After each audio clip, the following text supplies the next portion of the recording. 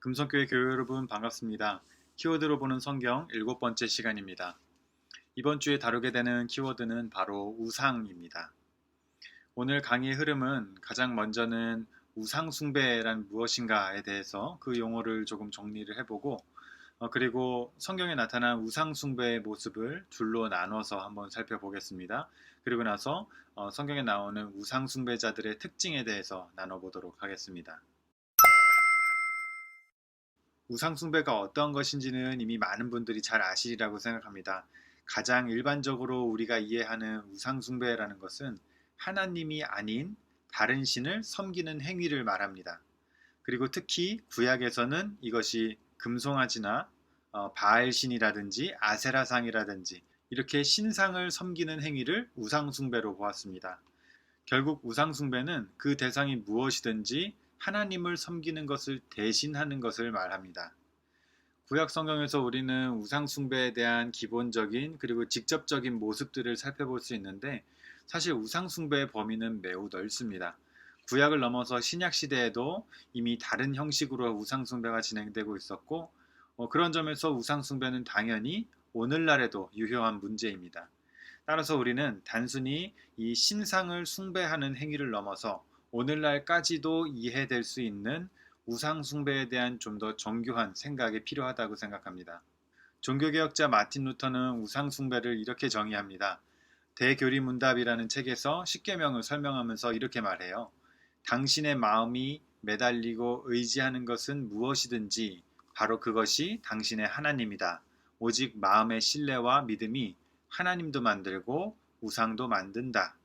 결국 이와 같이 우상숭배라는 것은 나의 궁극적인 안전을 위해서 하나님이 아닌 것에 나의 마음이 매달리고 의지하는 것은 무엇이든지 우상숭배가 될 수 있는 것이죠. 그런 점에서 우상숭배를 가장 넓은 범위로 구약과 또 신약과 오늘날 우리가 사는 시대를 모두 포함하는 우상숭배를 정의해 보자면은 다음과 같이 정리를 해볼 수 있을 것 같아요. 창조주가 아닌 창조된 것에 헌신하는 모든 것은 우상숭배다라고 볼 수가 있어요.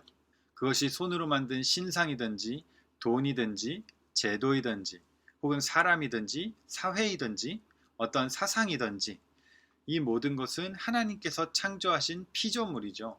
그런 점에서 하나님이 아닌 하나님의 창조된 것을 의지하고 헌신하는 것이 바로 우상숭배다라고 정리를 해볼 수가 있겠습니다. 자, 다음으로 넘어가서 우리는 성경에 나타나는 우상숭배의 모습을 두 가지로 나눠서 살펴보도록 하겠습니다. 첫 번째 우상숭배의 모습은 바로 자기숭배입니다. 이것은 성경에서 가장 첫 번째로 나타나는 우상숭배이기도 하고 죄악의 모습이기도 합니다. 바로 아담과 하와의 죄악이 그것인데요. 말씀을 통해서 한번 확인을 해보겠습니다. 창세기 3장 4절에서 5절까지의 말씀입니다. 뱀이 여자에게 이르되 너희가 결코 죽지 아니하리라. 너희가 그것을 먹는 날에는 너희 눈이 밝아져 하나님과 같이 되어 선악을 알 줄 하나님이 아심이니라. 여기에 보면은 아담과 하와가 뱀의 꼬임으로 선악과를 따먹으려고 하죠. 그 선악과를 따먹으려고 하는 이유가 무엇입니까? 바로 선악과를 먹고 하나님과 같이 되고자 한 것입니다. 하나님의 자리에 앉아서 선과 악을 분별하는 자리에 갈 수 있다. 결국 하나님의 자리에 내가 앉는 것이 무엇입니까? 자기 숭배입니다. 에스겔서 28장에 보면은 이와 관련된 흥미로운 연결점을 볼 수가 있어요. 에스겔서 28장 말씀을 읽겠습니다. 또 여호와의 말씀이 내게 임하여 이르시되 인자야 너는 두로 왕에게 이르기를 주 여호와께서 이같이 말씀하시되 내 마음이 교만하여 말하기를 나는 신이라 내가 하나님의 자리 곧 바다 가운데 앉아 있도다 하도다. 내 마음이 하나님의 마음 같은 채 할지라도 너는 사람이요 신이 아니거늘. 에스겔에게 하나님의 말씀이 임했는데 이것은 두로를 향한 그리고 두로 왕을 향한 심판의 말씀입니다. 그리고 여기서 보듯이 두로 왕의 제약은 하나님의 자리에 앉고자 한 것입니다. 내 마음이 하나님의 마음 같은 채 할지라도 너는 신이 아니다라고 말씀하시죠. 그리고 11절까지 두로를 향한 심판의 메시지가 나온 후에 흥미로운 점은 12절부터 두로 왕을 향한 애가가 나오기 시작합니다. 12절부터 한번 읽겠습니다. 인자야 두로 왕을 위하여 슬픈 노래를 지어 그에게 이르기를 주 여호와의 말씀에 너는 완전한 도장이었고 지혜가 충족하며 온전히 아름다웠도다. 내가 옛적에 하나님의 동산 에덴에 있어서 각종 보석 곧 홍보석과 황보석과 금강석과 황옥과 홍만호와 창옥과 청보석과 남보석과 홍옥과 황금으로 단장하였으며 내가 지음받던 날에 너를 위하여 소고와 비파가 준비되었도다. 너는 기름 부음을 받고 지키는 그룹이며 내가 너를 세우매 내가 하나님의 성산에 있어서 불타는 돌들 사이에 왕래하였도다. 여기서 우리는 두로 왕과 아담을 같은 위치에 두고 있는 것을 볼 수 있습니다. 즉 성경은 아담의 죄와 두로 왕의 죄가 같다라고 보는 것이죠. 바로 하나님의 자리에 앉고자 한 것, 즉 자기 숭배의 모습입니다. 그런 점에서 성경은 이 교만함이라는 것을 또한 우상 숭배의 일종으로 보고 있음을 우리는 알 수가 있습니다. 두 번째 우상 숭배의 모습은 이렇게 말해 볼 수 있을 것 같아요. 하나님을 인간적인 시도 안에 가두려는 것. 이것은 하나님을 인간이 지은 성전 안에 혹은 인간이 가지는 이해 안에 하나님을 가두려는 인간의 시도를 말하는 것입니다. 이것은 앞서 말씀드린 자기 숭배보다 사실은 더 나아간 행위이죠. 즉 내가 하나님이 되고 하나님이 내 이해 안에 들어오게 하려는 하나님과 나의 자리를 바꾸는 행위예요. 내가 하나님의 자리에 앉을 뿐 아니라 하나님을 내 자리로 끌어내리려는 행위인 것이죠. 대표적인 것이 바로 금송아지 사건입니다. 금송아지 사건은 하나님이 아닌 금송아지를 섬긴 사건으로 묘사가 되어 있죠. 이것은 당시에 이스라엘, 가나안, 이집트 같은 근동 지역의 사람들이 가지는 하나님에 대한 이해와 그 당시의 문화로 봤을 때 금송아지 사건은 정확하게는 금송아지 자체를 섬겼다라고 보기보다는 하나님이 거기 임하신다고 보았던 우상숭배예요. 이 그림을 보시면 이 그림은 가나안 지역에서 출토된 비석이에요. 가나안 땅에 있던 사람들이 섬겼던 바알신을 돌에 새긴 것을 본뜬 탁본입니다. 우리는 여기서 고대 근동지방 사람들이 가졌던 신의 이미지, 신관이라고 부릅니다. 이 신관을 알 수가 있는데 고대 근동지방에서 신은 소나 이런 동물 위에 서 있는 자로 묘사가 됩니다. 그리고 아론의 금송아지 사건을 보면 아론이 아예 새로운 신을 소개하는 것이 아니라 금송아지를 가져다 놓고 바로 너희를 애굽에서 건져낸 여호와 하나님이라고 말합니다. 출애굽기 32장 3절에서 5절까지의 말씀을 읽겠습니다. 모든 백성이 그 귀에서 금고리를 빼어 아론에게로 가져가매 아론이 그들의 손에서 금고리를 받아 부어서 조각칼로 새겨 송아지 형상을 만드니 그들이 말하되 이스라엘아 이는 너희를 애굽 땅에서 인도해낸 너희의 신이로다 하는지라. 아론이 보고 그 앞에 제단을 쌓고 이에 아론이 공포하여 이르되 내일은 여호와의 절일이니라 하니.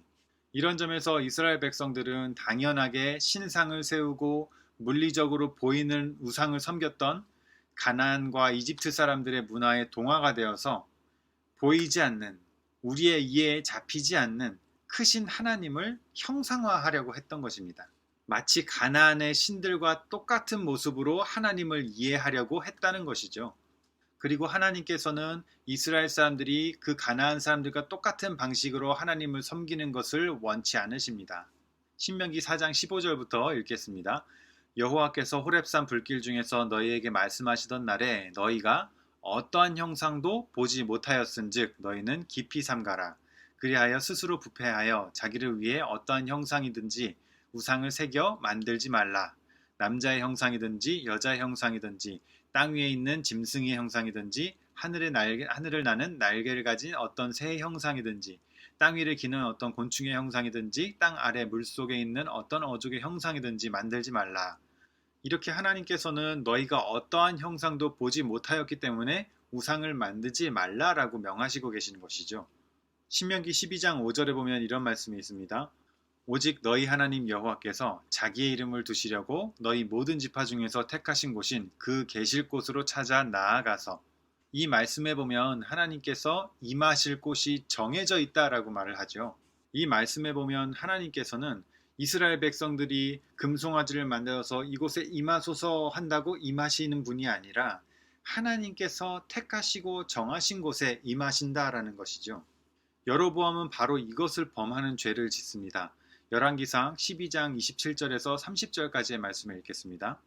만일 이 백성이 예루살렘에 있는 여호와의 성전에 제사를 드리고자 하여 올라가면 이 백성의 마음이 유다 왕 된 그들의 주 르호보암에게로 돌아가서 나를 죽이고 유다 왕 르호보암에게로 돌아가리로다 하고, 이에 계획하고 두 금송아지를 만들고 무리에게 말하기를 너희가 다시는 예루살렘에 올라갈 것이 없도다. 이스라엘아, 이는 너희를 애굽 땅에서 인도하여 올린 너희의 신들이라 하고, 하나는 베델에 두고 하나는 단에 둔지라.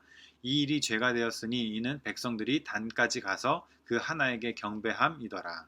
이 말씀에 보면 여로보암은 왕국이 분열된 이후에 예루살렘에 있는 성전 때문에 백성들이 이탈하게 될까 두려워합니다. 그래서 출애굽 때 그랬던 것처럼 금송아지를 만들어서 베델과 단이라는 곳에, 즉 하나님이 정하시지도 않은 곳에 예배 장소를 만듭니다. 그래서 백성들이 금송아지라는 우상 숭배에 빠지게 만드는 것이죠. 이것이 성경에서 가장 이상적인 왕을 다윗으로 표현하고 가장 악한 왕을 여로보암으로 표현해서 다윗의 길 혹은 여로보암의 길이라고 부르는 이유가 이것 때문입니다. 왕국의 지도자라는 것은 자신만 잘 믿는 사람이 아니라 둘 다 이스라엘 백성들의 목자가 되는 거예요. 그래서 목자로서 다윗은 양떼를 하나님께 잘 인도한 사람이고, 여로보암은 자기 양떼를 우상에게 이끈 사람이 되기 때문에 가장 악한 왕으로 평가를 받는 것이죠. 우상 숭배로서 금송아지에 대한 부분을 우리는 이렇게 정리해 볼 수 있겠습니다. 그리고 나서 이것과 비교를 이루는 개념이 바로 손으로 짓는 이라는 표현입니다. 저번 시간에도 우리가 손으로 짓는 그리고 손대지 아니한 이런 개념을 다루었는데요. 저번 시간에 다루었기 때문에 짧게 다루도록 하겠습니다. 사도행전에 보면은 스데반과 바울은 천지를 지으신 지극히 높으신 하나님은 인간이 손으로 만든 성전에 계시지 않는다라고 말하죠. 이와 반대로 바리새인들은 바로 우리의 손으로 지은 이 성전에 하나님이 거하신다라고 굳게 믿었어요. 그리고 이것은 손으로 지은 성전에 하나님을 가두어 두려는 시도로서 성경은 이것을 우상 숭배로 보고 있다라는 것이죠. 이것을 뒤에서 조금 더 살피도록 하겠습니다. 따라서 인간이 지은 성전에 하나님을 가두어 두려는 행위, 인간이 생각하는 이미지로 하나님을 보려는 행위, 인간의 이해 안에 하나님을 가두려는 행위를 성경은 우상 숭배로 보고 있다라는 것입니다. 인간은 항상 이런 욕구를 가지고 있다라고 생각을 합니다. 여러분, 우리는 무엇인가를 이해한다라고 했을 때 무엇을 파악했다라는 단어를 사용하기도 하죠. 이 파악이라는 말은 손을 펴서 쥐었다, 잡았다라는 것을 뜻합니다. 그런데 신기하게도 이와 같은 표현이 동서를 막론하고 다 가지고 있어요. 이것을 보시면은 이해하다라는 말과 손을 펴서 붙잡는 것을 같은 단어로 사용하고 있다는 것을 볼 수가 있지요. 따라서 인간은 무엇인가를 이해한다라는 것을 자신 안에 두는 것, 자신이 그것을 붙잡는 것으로 받아들인다라는 말이죠. 그런 점에서 우리 모두가 언제든지 우상 숭배를 할 수 있는 욕구를 가지고 있음을 경계해야 한다는 것이죠. 자, 다음으로 넘어가서 우리는 성경에 등장하는 우상 숭배자들의 특징에 대해서 알아보겠습니다. 성경에 등장하는 우상 숭배자들의 특징은 바로 이것입니다. 우상 숭배자들은 우상을 닮게 됩니다. 우리가 성경을 읽으면서 이러한 특징을 발견한다면 이 구절들이 우상 숭배와 연관이 있는 구절이라는 것을 알 수 있게 됩니다. 먼저 말씀을 읽어보겠습니다. 마태복음 13장 14절에서 15절까지의 말씀입니다. 이사야의 예언이 그들에게 이루어졌으니 일러스되 너희가 듣기는 들어도 깨닫지 못할 것이요 보기는 보아도 알지 못하리라. 이 백성의 마음이 완악하여져서 그 귀는 듣기에 둔하고 눈은 감았으니 이는 눈으로 보고 귀로 듣고 마음으로 깨달아 돌이켜 내게 고침을 받을까 두려워함이라 하였느니라. 신약 성경에 보면 바리새인들이나 혹은 예수님을 배척했던 사람들은 항상 이런 얘기를 계속 듣게 되죠. 들어도 깨닫지 못하고 보아도 알지 못한다는 것입니다. 근데 이것은 신약 성경에만 나오는 것이 아니라 당연히 구약 성경에서부터 출발하는 말씀입니다. 이사야서 44장 17절 말씀을 읽어보겠습니다. 그 나머지로 신상 곧 자기 우상을 만들고 그 앞에 엎드려 경배하며 그것에게 기도하여 이르기를 너는 나의 신이니 나를 구원하라 하는도다. 그들이 알지도 못하고 깨닫지도 못함은 그들의 눈이 가려서 보지 못하며 그들의 마음이 어두워져서 깨닫지 못함이니라. 여기서 보면 우상 숭배하는 자들이 눈이 가려지고 마음이 어두워진다라고 말합니다. 왜 우상 숭배자들은 눈이 가려지고 마음이 어두워지고 귀가 들리지 않게 되는 걸까요? 시편 115편으로 가보겠습니다. 그들의 우상들은 은과 금이요 사람이 손으로 만든 것이라. 입이 있어도 말하지 못하며 눈이 있어도 보지 못하며 귀가 있어도 듣지 못하며 코가 있어도 냄새 맡지 못하며 손이 있어도 만지지 못하며 발이 있어도 걷지 못하며 목구멍이 있어도 작은 소리조차 내지 못하느니라. 우상들을 만드는 자들과 그것을 의지하는 자들이 다 그와 같으리로다. 성경에서 말하는 우상은 입이 있지만 말을 하지 못하지요. 눈이 있지만 보지 못합니다. 귀가 있지만 듣지 못하고 코가 있어도 냄새 맡지 못해요. 그리고 제일 중요한 구절이 8절인데 우상을 만드는 자들과 그것을 의지하는 자들이 다 그와 같으리로다. 성경은 우상 숭배하는 자들이 우상과 같아진다라고 말을 하고 있는 거예요. 이렇게 성경이 말하는 것처럼 우상을 숭배하는 사람들은 우상과 같이 눈이 있어도 보지 못하고 귀가 있어도 듣지 못하고 마음이 완악해져서 깨닫지 못한다라고, 즉 영적으로 우상의 상태가 되어버린다라고 말하고 있는 것이죠. 이와는 정반대로 하나님께서는 듣고 말하고 보시는 분이시죠. 시편 94편 말씀을 보겠습니다. 백성 중에 어리석은 자들아 너희는 생각하라. 무지한 자들아 너희가 언제나 지혜로울까. 귀를 지으신 이가 듣지 아니하시랴. 눈을 만드신 이가 보지 아니하시랴. 뭇 백성을 징벌하시는 이 곧 지식으로 사람을 교훈하시는 이가 징벌하지 아니하시랴. 하나님께서는 우리의 기도를 들으시고 우리를 보시고 우리에게 말씀하시는 분이시라는 것은 듣지 못하고 보지 못하고 말하지 못하는 우상과 명백하게 반대에 서 계시는 분이다라는 것이죠. 우리와 이와 같은 이해를 가지고 이사야서 6장 말씀을 한번 보도록 하겠습니다. 여호와께서 이르시되 가서 백성에게 이르기를 너희가 듣기는 들어도 깨닫지 못할 것이요 보기는 보아도 알지 못하리라. 이 백성의 마음을 둔하게 하며 그들의 귀가 막히고 그들의 눈이 감기게 하라. 염려하건대 그들이 눈으로 보고 귀로 듣고 마음으로 깨닫고 다시 돌아와 고침을 받을까 하노라 하시기로. 이 말씀은 언뜻 보면 이해가 되지 않는 말씀입니다. 왜냐하면 하나님께서는 당연히 이스라엘 백성이 돌아오길 원하실 텐데 9절에서 10절에 보면은 하나님께서는 이스라엘 백성이 이 하나님의 메시지에 무감각해져서 듣거나 보거나 영적으로 깨닫지 못하게 하라고 명령하시는 것이죠. 이 말씀을 조금 더 풀어서 보면은 이렇게 볼 수 있는 것이죠. 이사야야 너는 가서 백성들에게 말을 해라. 백성들아 들어라. 그런데 무슨 말인지 깨닫지는 말아라. 계속해서 바라봐라. 그런데 무슨 말을 하는지 이해하지는 말아라. 이것이 내가 너에게 주는 명령이다. 내가 설교하고 전파하는 동안에 백성들의 마음을 무감각하게 하라.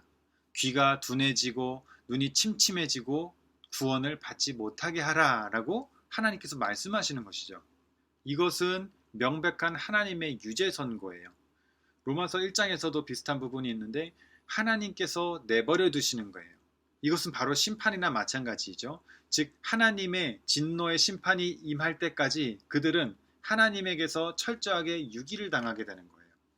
이러한 점에서 하나님께서 그들을 보지 못하게 내버려 두신다라는 것은 이런 의미가 되는 것이죠. 너희가 그렇게 우상을 좋아하느냐? 좋다. 나는 너희가 우상처럼 되어서 보지 못하고 듣지 못하고 깨닫지 못하도록 내버려 두겠다. 이것이 바로 심판인 것이죠. 우리가 이런 이해를 가지고 다시 마태복음 13장의 말씀을 살펴보면요. 우리가 아까 읽었던 말씀에 듣기는 들어도 깨닫지 못할 것이요 보기는 보아도 알지 못하리라. 예수님께서 이러한 소리를 하셨다는 것은 그들이 일종의 우상 숭배를 하고 있었다라는 사실을 알 수가 있는 것이죠. 그들에게 우상은 무엇이었을까요? 그것은 바로 그들의 전통과 율법입니다. 그들은 하나님을 섬기기 위해서 행하던 율법과 그 행위들이 굳어져서 전통이 되었어요. 그리고 하나님을 섬기기보다 그 율법을 지키기에만, 그 전통을 제대로 지켰는지 어겼는지에만 급급해서 하나님께서 진정 원하시는 하나님 사랑과 이웃 사랑을 저버린 것이죠.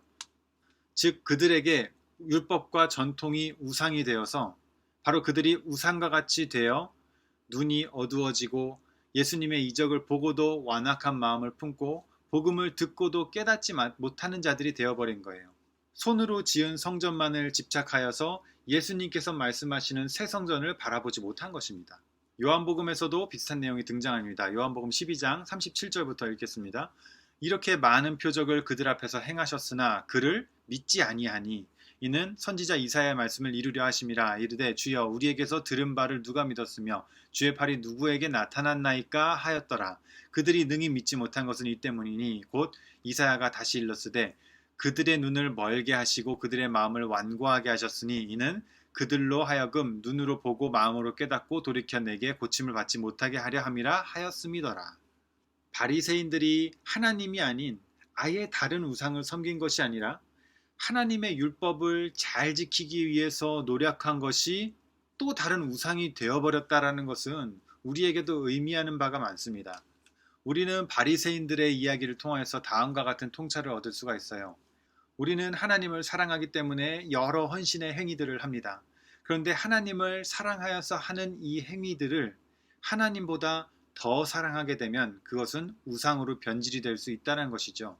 하나님을 사랑하기 때문에 행하는 이웃의 구제를 너무 사랑해서 그것에 집착하고 그것을 하지 않으면 내 스스로가 정죄가 되고 또 그러한 강박을 통해서 그러한 강박 때문에 주변을 힘들게 만든다면 그것은 어느새 내 삶의 우상이 되어버린 것이죠. 내가 하나님을 사랑하기 때문에 드리는 예배를 하나님보다 더 사랑해서 예배를 만약에 못 드리는 사람이 있다면 그 사람을 정죄하고 그것이 나의 의의가 돼서 내 삶이 어떠하든지 예배만 잘 드리면 나는 의롭다, 하나님이 나를 좋아하신다 라고 생각한다면 예배라는 행위가 어느새 내 삶의 우상이 된 것이죠. 물론 이 말은 이것이 예배와 찬양, 기도, 묵상, 구제와 같은 여러 헌신들을 소홀하게 하라는 것이 아닙니다. 우리는 우리가 하나님께 헌신하는 모든 행위가 또 다른 나의 의의가 되거나 혹은 타인을 정죄하는 도구가 되거나 혹은 우상이 되지 않도록 우리의 헌신을 늘 되돌아 보아야 한다는 것입니다. 우상숭배는 구약시대에는 하나님이 아닌 다른 신상을 섬기는 것으로 묘사가 되었지만 21세기를 살아가고 있는 우리에게도 여전히 유효한 문제입니다. 왜냐하면 우상숭배는 이미 신약시대 때부터 형상적인 우상숭배를 넘어서서 죽은 전통, 의식, 그리고 돈을 신뢰하는 모습으로 나타나기 때문입니다. 그런 점에서 우리는 처음에 정리했던 내용을 다시 되새겨 볼 수 있을 것 같아요. 우상숭배는 어떤 것이든지 하나님을 섬기는 것을 대신하는 것이고 창조주가 아닌 창조된 것에 헌신하는 것은 바로 우상숭배다라는 것이죠. 또한 우상숭배자는 우상을 닮아간다라는 그 생각으로부터 우리는 다음과 같은 질문을 우리의 삶에 던져볼 수가 있습니다. 우리는 무엇을 닮아가고 있습니까? 혹시 세상의 일부를 닮아가고 있습니까? 내가 삶에서 지속적으로 하나님을 닮아가고 있지 않는다면 나는 무엇에 가치를 두고 삶을 살아가고 있는지 되돌아봐야 할 것입니다. 21세기 현재를 살아가는 우리는 여전히 우상숭배의 위협에 노출이 되어 있습니다. 그런 점에서 이 말씀이 참으로 우리에게 중요한 말씀이 될 것이라고 생각합니다. 고린도후서 10장 5절 말씀입니다. 하나님 아는 것을 대적하여 높아진 것을 다 무너뜨리고 모든 생각을 사로잡아 그리스도에게 복종하게 하니, 이 말씀에서 말하는 바와 같이 우리의 모든 생각을 사로잡아 주님께 복종케 하고 주님을 섬김으로 주님을 더 닮아가고 또한 우리의 신앙생활의 모든 헌신이 그 자체가 목적이 되는 것이 아니라 철저하게 하나님께 더 다가가기 위한 도구가 되길 바라면서 강의를 마치겠습니다.